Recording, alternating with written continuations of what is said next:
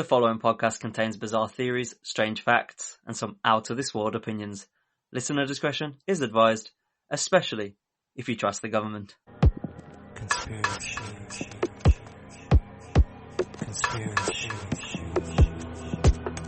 Welcome back, conspiracy lovers, to another episode of Conspiracy, the show where no story is too strange, no theory too far-fetched, and no one is safe from our deep dives into the unknown. I'm Ash, your host, your guide into the world of conspiracies, and occasional devil's advocate. Before we get started with today's episode of Conspiracy, I'd like to mention that a new episode of Conspiracy releases every Wednesday, so make sure you like and subscribe so you never miss an episode. As you can tell by the title of today's episode, we are diving into Jeffrey Epstein. That's right, we're strapping in for an episode that's got it all. Scandal, power, and an island that's creepier than your nan's collection of Victorian porcelain dolls. Now, before we go too far, quick disclaimer, there may be some content in this episode that might cause some distress to some, as we are discussing abuse, paedophilia, etc. So just wanted to give you a trigger warning before we get started. That being said, let's get going. So I know that Epstein's name is thrown around all the time. Everyone knows his name, his face, but who exactly was Jeffrey Epstein? What? Before he was a pedo? Exactly. As much as giving time to a convicted sex offender is not how I want to spend my afternoon, I think for the conspiracies surrounding it, it is important to understand who he is and how he managed to get to where he was. So Jeffrey Edward Epstein was born in 1953 in Brooklyn, New York, and he was born into, fairly humble beginnings. He wasn't born into wealth or anything like that, but he definitely found his way into it, and not even in the normal rags to riches way. No. Epstein skipped the grinding for years stage and landed in the financial genius who mysteriously manages other people's billions category pretty quickly. His parents, Pauline and Seymour Epstein, were working class folks living in the blue collar neighborhood of Seagate. Pauline worked as a school aide and Seymour was a groundskeeper for the New York City Department of Parks and Recreation. They were your average hard-working family, I guess. Nothing about their lives suggested the whirlwind of a scandal their son would later bring. Epstein was the older of two siblings. He had a younger brother, Mark, who has largely stayed out of the spotlight, to be fair, though he has occasionally surfaced in the media regarding the estate and the controversies surrounding Jeffrey. So doing some research online about Jeffrey Epstein, there is a lack of clarity around his personal life. Epstein never married, never had no children of his own that we know of, but over the years he was romantically linked to several women, but his most prominent association was with Ghislaine Maxwell. Maxwell was the daughter of British media mogul Robert Maxwell, and she is a controversial figure in her own right. She's often described as Epstein's closest confidant, and some even considered her his partner in crime. Their relationship remains murky. Was she a girlfriend, an accomplice, or both? What's clear, though, is that Maxwell played a significant role in managing Epstein's social circle, and according to her sentencing, she also facilitated his heinous activities. Epstein's lack of a traditional family life has fueled speculation about his motivations and the network he built. Was his focus on power and connections a substitute for personal relationships? It is a question that lingers as we unravel the story. So what about his early life? Young Epstein showed promise very early on. He excelled academically and musically. He attended Lafayette High School, where he was known as a bright student with a talent for mathematics. He went on to attend Cooper Union and later New York University, but he never got a degree. That's right. The guy managed to infiltrate some of the most exclusive circles without a degree. Makes you wonder what cheat codes he had for life.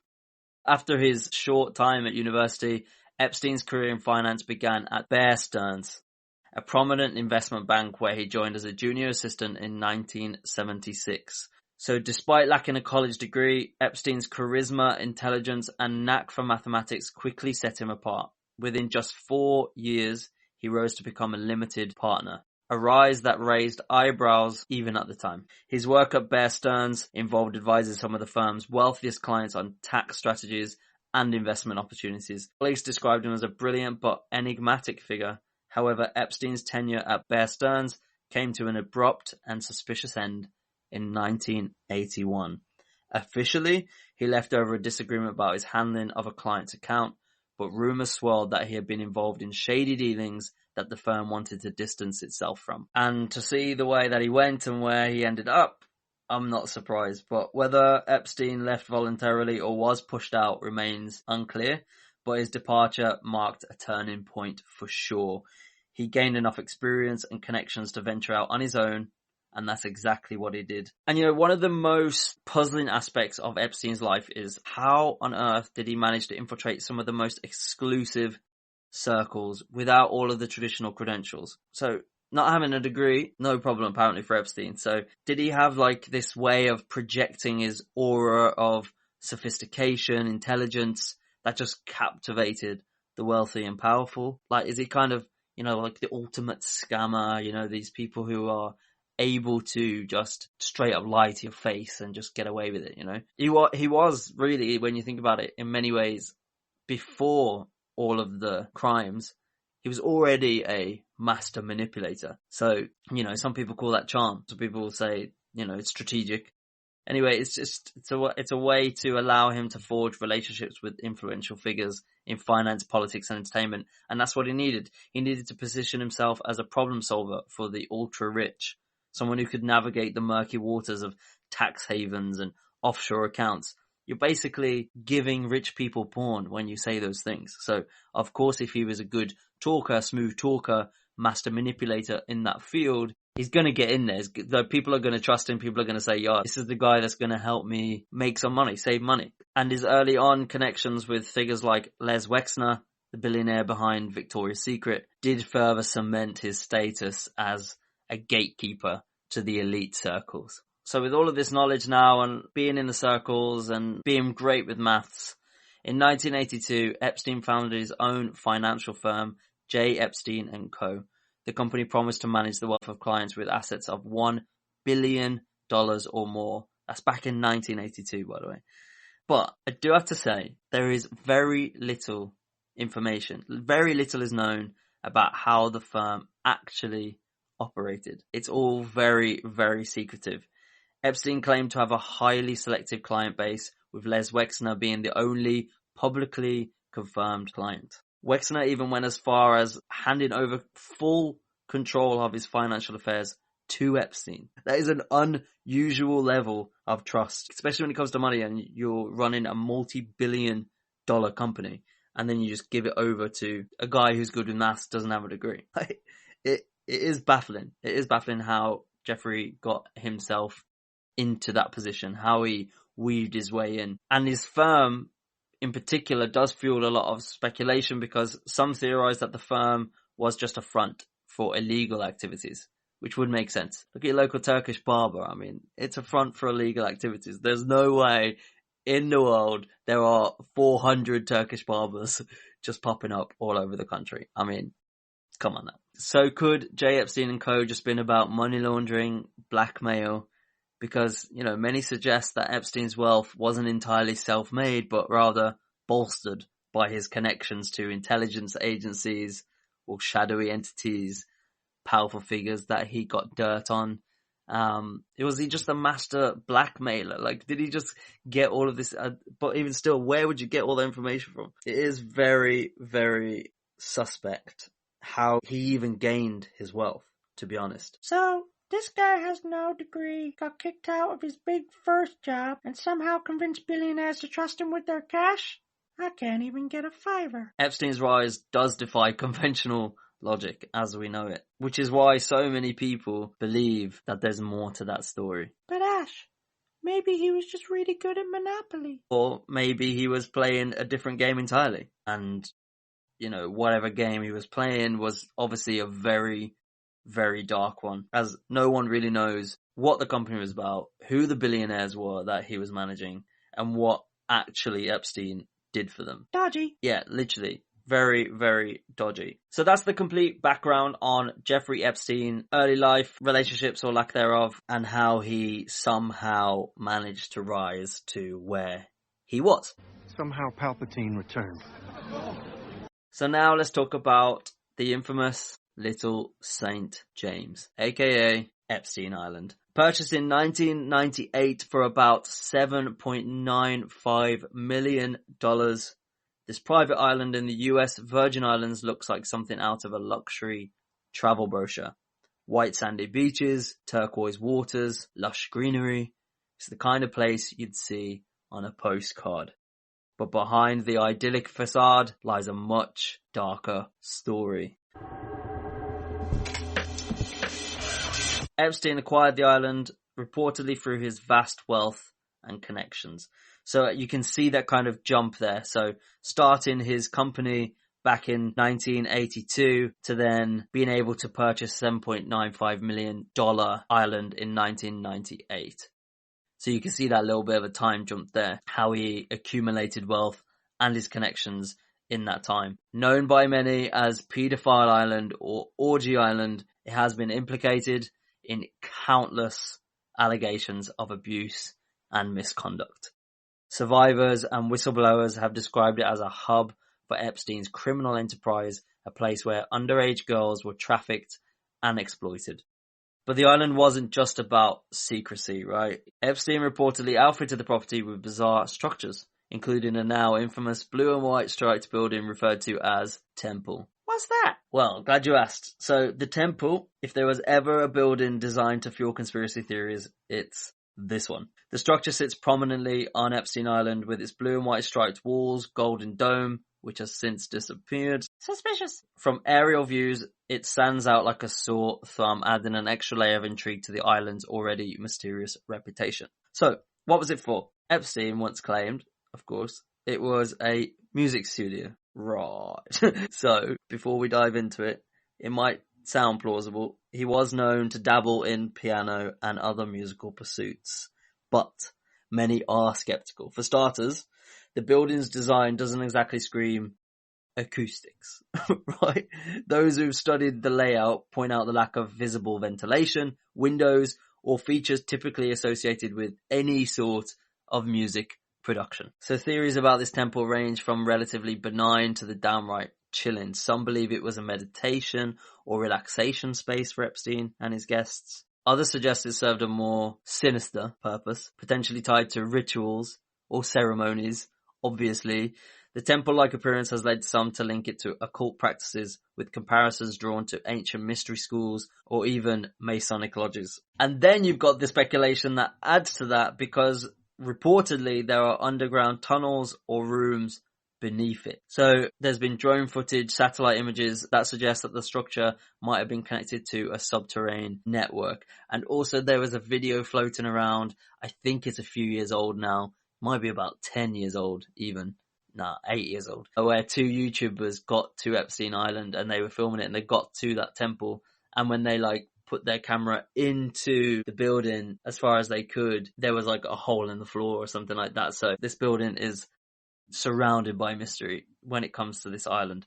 And I mean, this building is just the tip of the iceberg as to what happens on this island. But I thought it'd be interesting to talk about because of the conspiracies that do surround it, given the island's reputation, right? So it's an island where Epstein conducted illicit activities, child trafficking, all the rest of it. So if there is a tunnel system here, that could explain how people get on and off the island without completely being seen. And then you've got that there was this golden dome that once sat on top of the building, which actually mysteriously vanished sometime after Epstein was arrested in 2019. Suspiciously convenient. So now that we've covered the temple and the potential ways that people could have been moving around the island without being seen, let's dive into what exactly supposedly happened on Epstein Island.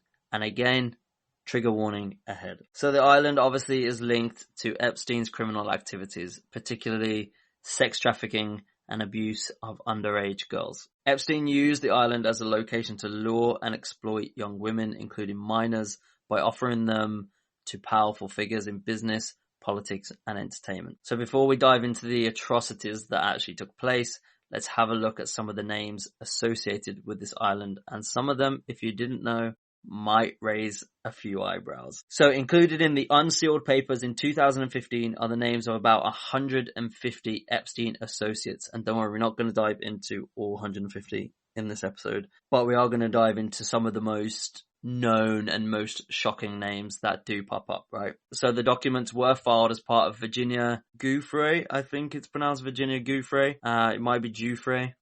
Not sure, so let's go with Giuffre. Virginia Giuffre, 2015 defamation lawsuit against Ghislaine Maxwell, Epstein's co-conspirator in his sexual abuse scheme. So first up on the list is, of course, Ghislaine Maxwell herself. She was sentenced to 20 years in prison in 2022. Then you've got Prince Andrew, the British royal, Bill Clinton, Donald Trump, Hillary Clinton, David Copperfield, Elon Musk, John Connolly, Leonardo DiCaprio, Al Gore, Richard Branson, Stephen Hawking, Ehud Barak, Michael Jackson, Marvin Minsky, Kevin Spacey, Jean-Luc Brunel, Kate Blanchett, Naomi Campbell, Heidi Klum, Bruce Willis, Bianca Jagger, Bill Richardson, Cameron Diaz, Glenn Dobbin, Chris Tucker, Sarah Ferguson, Robert F. Kennedy Jr., just to name a few. And these are only the latest names to be revealed from the extensive flight log of Epstein's private jet, the Boeing 727, dubbed the Lolita Express. Just a few names that are mentioned from the extensive log. There are so many more that are about to come out, especially as Donald Trump has commented that he will release these during his presidency, which starts in just a few weeks. It's going to be what? The amount of names that are on this. I don't know who everyone is expecting, but maybe P. Diddy. maybe P. Diddy will be on there. Jay-Z. Maybe Jay-Z will be on there as well. Let's wait and see before we throw any other names out there. Beyonce. No, stop. So the Lolita Express was the way that people were transported to and from the island using Jeffrey Epstein's private jet. So, the plane itself was outfitted with luxurious accommodations, but victims of the things that took place on Epstein Island have described it as a site of exploitation where illegal acts took place in the air outside of the laws of certain countries, right? So that makes it kind of not just a mode of transport or travel, but a kind of a key element actually in Epstein's operations, allowing him to move people discreetly, conduct all of these illegal activities in a controlled environment. Several survivors and victims of Jeffrey Epstein have come forward with testimonies about the abuse. These victims have shared harrowing accounts of being trafficked, sexually abused, and coerced into engaging with wealthy and influential men. So let's dive into them. First up, we got Virginia Giuffre. So Virginia Giuffre is perhaps the most well-known victim who has publicly shared her experiences with Epstein's trafficking network. Virginia was just 16 years old when she was recruited by Ghislaine Maxwell at Donald Trump's Mar-a-Lago resort. Maxwell promised her training as a masseuse, but this quickly turned into grooming for Epstein's exploitations. Virginia recounts being trafficked to Epstein Island, where she claims she was abused by Epstein and coerced into sexual acts with powerful men in his network. Her allegations against Prince Andrew include claims of being directed to engage in non-consensual acts with him while underage, which, of course, Prince Andrew denies, but he's been very much ousted from the royal family ever since. In interviews, Virginia has described the psychological manipulation and threats she endured to stay silent. And you have to say, kind of sharing her story did inspire other victims to come forward as well. Secondly, we've got Sarah Ransom. So Sarah Ransom has written a memoir detailing her time with Epstein's circle and filed a lawsuit against the estate. Sarah described feeling like a prisoner on Epstein Island. She recalled moments of sheer terror, once attempting to swim off the island to escape the abuse, but being intercepted by Epstein's staff. Sarah alleges that Epstein and Maxwell used psychological manipulation and threats of ruining her life to keep her compliant. She has stated that the powerful network around Epstein left her feeling trapped and helpless. Next up, you have Maria Farmer, an artist. Maria worked for Epstein, believing him to be a benefactor of her art career. She was sexually assaulted by Epstein and Maxwell while staying at the Wexner estate. Maria has provided detailed accounts of the vast network Epstein operated, describing how Maxwell managed and recruited young girls for exploitation. Although she never visited Epstein Island herself, Maria spoke about how Epstein described it as a place where no one could intervene. And then you've got Courtney Wild. So Courtney Wild was just 14 years old when she met Epstein. He recruited her through his Palm Beach mansion's massage system, which became his modus operandi for luring in young girls. Wild has emphasized the scale of Epstein's operation, believing he abused hundreds of minors over the years. She described the fear of retribution that kept many survivors from speaking out for so long. And then you've got all of the survivors that are anonymous, so they haven't come forward publicly, but lawsuits and investigations have revealed a pattern of abuse that spanned decades. So some details from those lawsuits. So many survivors describe being flown into the island on Lolita Express and being subjected to repeated abuse. Some lawsuits detail how the island staff were complicit in maintaining the secrecy of Epstein's activities. So as you can hear, there are some common threads in those testimonies. The systematic grooming, so being lured by promises of money, career opportunities, lavish lifestyles, and Maxwell played a central role in recruiting and preparing the girls for Epstein's abuse. That's why she's in prison for 20 years. And then you've got like the idea of fear and control. So survivors were often isolated and controlled through fear of financial ruin, public shame, or even physical harm. And then you've got the old blackmail and surveillance. Many survivors believe that Epstein used cameras in his properties to record compromising material, which added to the fears of speaking out. So you can kind of see Jeffrey Epstein's early life now feeding into these allegations, this idea of he is able to systematically groom things in the way that he wants them, manipulates them, and then has a central fear and control over people by blackmailing them and under surveillance. Like what dirt does he have on them to keep them in control? So you can definitely see how that does feed over into these allegations. And, you know, he is convicted, so you have to feel for these victims, and I can't imagine what they must have gone through. So I think it's also really important that those names of those victims are mentioned. That's why I wanted to talk about them during today's episode.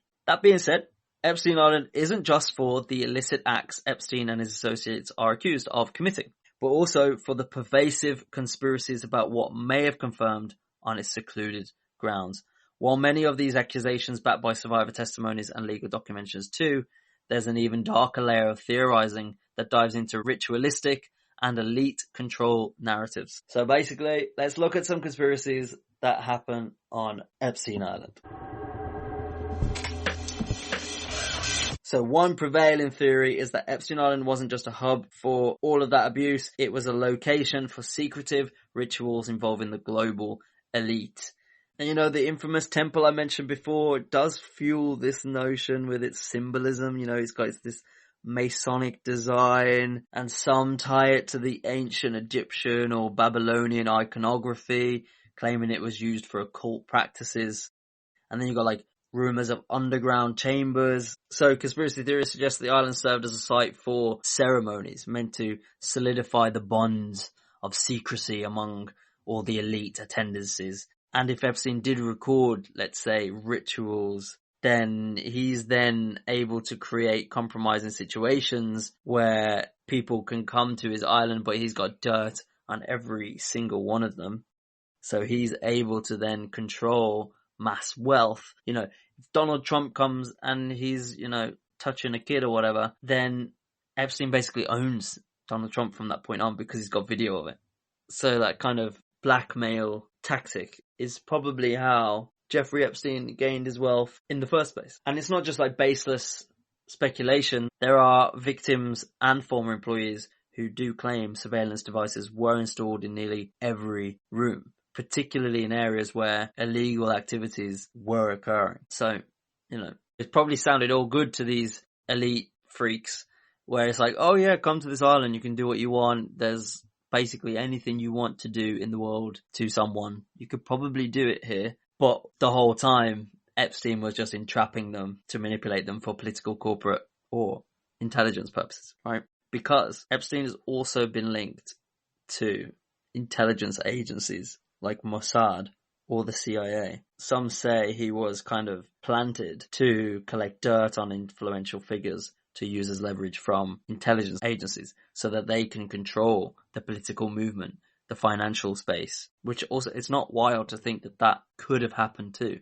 And Jeffrey Epstein was the monster for sure, but also could have been the mole, the plant, someone that was put there and then disposed of once he got found out. Could have been. And then that would highlight how dark intelligence agencies can be, because also you've got the whole Epstein Island being used as a child trafficking network. So then if it is an intelligence agency that planted Epstein there, then it's also the intelligence agency that also does these child trafficking. And there's an argument that Epstein was just one cog in a much larger wheel, maybe even a global network of elites facilitating human trafficking for profit and exploitation, which is a terrifying thought. And it's such a shame that we know child trafficking is a thing and it still continues.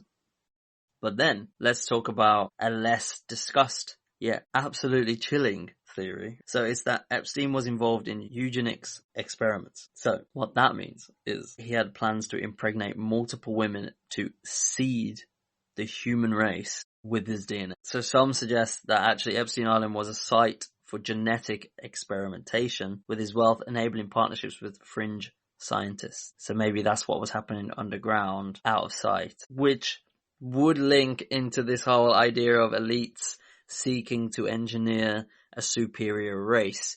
Because then you've got all of these elites, all of these powerful people coming to this island. And maybe it's dark to say, but maybe the child abuse, is actually just a cover of the actual experiment that's going on underground. So they're using something that's kind of shocking to take away the idea that something more shocking is happening underground. Could be. I'm not saying that is the thing. I'm not saying it's true, but the only thing we know that is true is that there was abuse and all the rest of it, because, he's convicted. So, but could it be? Could it be that under the ground there's something even more sinister going on? Could even still be there today, and you just wouldn't see it because it's underground. Just saying. And on that point, when Epstein was arrested, so post Epstein's arrest, right, there were reports of frantic activity on the island, like people clearing out, getting the stuff off the island from underground. Maybe they were clearing the incriminating evidence, maybe they were destroying the lab, maybe they were moving horrible chains and stuff from walls and all the rest of it. So, but as you can imagine, there were so many people linked to the island, so many people linked to Jeffrey Epstein, that there was probably a mad rush from a lot of people to send people to the island to try and suss out, am I linked to that? Is there any evidence of me there? But everybody went into a panic and everybody went quiet. Everyone's been quiet for far too long. So hopefully when Donald Trump becomes president, he will at least release more names or the documents or the files surrounding this. And in true conspiracy fashion, we have to talk about the link of aliens. Oh no, not aliens again. Yes, aliens again. While this theory is less credible, it does have an interesting angle to it. So, the temple that let's talk about is actually a beacon, right? The design of the temple has led some to propose it could have been a communications hub or a beacon to alien life, to ET contact. And maybe that's why, this dome has disappeared since. Maybe someone came and removed it because they've just moved the communication center. Or maybe the aliens come down and they got it, and that's why they're here now. And maybe there was a contingency plan. Jeffrey Epstein had a contingency plan, like if I was ever arrested or anything happened to me, send out this message to the aliens and they'll come down and rescue me. Didn't happen, luckily. Well, there's also a theory out there. This one is a bit out there, but let's discuss it nonetheless. Some say the idea of Epstein's blackmail network and the list extends to just collected data on humans, but also on aliens and the interaction of the aliens. So before they've even arrived, Epstein's got dirt on them. Don't you dare blow up the United States. I'll tell everyone about all those alien kids you touched. No, please don't. Well, stay in check, mate. Otherwise, this hologram be projected in the sky during Project Bluebeam. Everyone will know the perverse alien you are. Yep. So yeah, with everything going on with this island, there's no wonder why it's surrounded by so much mystery and all of these conspiracies. It's got secrecy, power, all the creepy trappings of a Netflix docuseries. It's like someone took every conspiracy theory and stuffed it onto one tropical island. Kind of reminds me of Fire Festival, but if it was run by the Illuminati. Yeah, and yet, the deeper you dig, the murkier it gets. Unlike Fire Festival, which never happened. If you've watched that, by the way, have you seen the Netflix show on Fire Festival? That shit is so funny. How on earth did they pull that off? That is brilliant. My favourite part though was like after all of the shit show that went down, it doesn't stop. He just then goes on to like another scam. Like okay, now we're just gonna do like fake credit cards or something, whatever it was. I thought that was just so funny. He's just like, yeah, well that one didn't work. Well, it did work. And now, yeah, let's move on to the next one. And fuck all these people that have travelled all the way out of here. That was mad. The state of some of the tents and the accommodations after people paying thousands of dollars to get there. Wild. So Ash, maybe you should just avoid islands altogether. Well, speak for yourself, mate. I'm off to Thailand. Actually, if you are listening to this on the date it's released, I will actually probably be in the air on the way to Thailand. So yeah, I'm moving back out there for a while. Basically, I spend most of my year in Asia, so I will be flying back on Wednesday. Yeah, I'm so excited. I'm currently in the UK and it's -2 degrees, and that is absolutely not the life for me. So yeah, back to Asia on Wednesday, so I can be far away from all of the madness that might happen in the Western world in 2025. Because when you go out that way, nobody really focuses on the doom and the gloom and the world's gonna end and all the rest of the stuff that we cover on this podcast, basically. But yeah, it's a bit more, chill and sunny and warm. But yeah, anyway, I've digressed again. So based on all of that, it's easy to say Epstein wasn't just a financier. He was definitely a connector. He was a man who had dirt on some of the world's most powerful people. But you might be asking, like, why on earth would he do it? Why would he go all the way down this path? And what for? Just end up like how he did? Well, firstly, you never think you're going to get caught, right? Like, no one ever in the history of committing crimes ever thinks you're going to get caught. Otherwise, there's no point in it. Secondly, he obviously wanted to amass as much power and as much money as he possibly could. And what better way than catching all of these global leaders and global elites with sick, twisted things. That's basically it. That's enough motive for me to say, yeah, I can understand that's why someone who comes from nothing would probably go down that road to get more wealth, more power. And it worked for him. It worked for him for a very long time. It worked for him until it didn't. Okay, conspiracy fans, as we wrap up part 1 of Jeffrey Epstein, one thing is clear. His life was anything but ordinary. His connections, his wealth, and his crimes have left a trail of questions that we'll likely be exploring for years to come. And there's still so much more to unpack in part 2, from the unanswered questions about his global connections to the mysterious circumstances of his death. Did he commit suicide in his jail cell, or was it something far more sinister? My money's on aliens! Always with the aliens. But, stranger things have happened. So let me know your thoughts about Jeffrey Epstein's life and his island and everything else we've covered in this episode. You can hit me up on Instagram @conspiracy. That's just the podcast name, @conspiracy. Or email me, conspiracy@gmail.com. And stay tuned, because one of the next few episodes will be covering the second part of Jeffrey Epstein. Conspiracy.